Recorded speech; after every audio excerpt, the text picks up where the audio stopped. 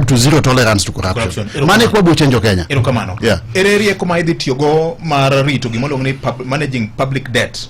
Go posa ne ochopo trillion 12. You know, public debt en holo pesa kiholela. Ingeni ineno ni kia ukao pesa China, kia European Union omiwa loan moro, World Bank omiwa loan moro. Giko ne nito pesa gini pesa miti mangoa michulo. Nyaka wa control gi. Tuyo mwaburu control godo public debt ni en mana kwa generate wa make sure ni wakikisha ni pesa mawuoke economy karka obet mang'eny. Mondo koro watigi pesa mang'eny yango wa generate pesa mang'eny to koro gik monego benwa timo karka watimo gi pesa ma economy ma emogolo.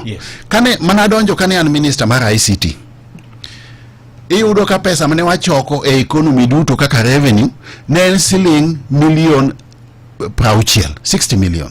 Odiochieng. Sache mena wuok e Ministry of ICT kana asetimo digitalization ma aloro kuonde mni kwalo go pesa. Sani ni serikal koro nyalo choko million 900 kata mana billion 1 e odiochieng. Mano in that particular ministry kende? No, not in that particular ministry, the entire economy. The entire economy. Okay. Per day. Yeah? Because you see loopholes mag corruption. Because Germany serikal pod gimana Germany ni serikal ka processes pod gimana the same to gimana ati monina bi maloro kuonde mikwalo wangoa pesa. Kwa gimonego watim wakel ji mang'eny e tax bracket. Jomose bedo ka onge ohelni magitimoka. Wakel gi economic bracket, waketo gi a tax bracket, to wa make sure ni okwater usuru malo. Yeah? Usuru, rate mar usuru wa maintain kama intie kata waduoke piny.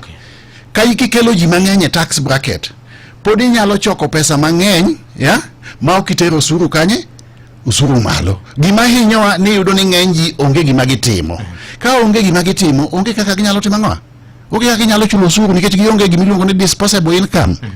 Koro kwasetimo mano to wa digitalize processes to wa collect usuru, wachoko usuru at source kama economic activity no timre. Ma biro miyo wa pesa mwanyalo timo godo wa finance godo recurrent expenditure, mano pesa mathindo ma ichulo go musara gik makamago.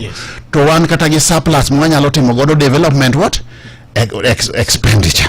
Mane kaka wabiro katel public debt or external debt if you want to call it. To ka kwatimo mano ka kwanyali generate pesa from local economy pod biro chuno ni wadhi na kwa pesa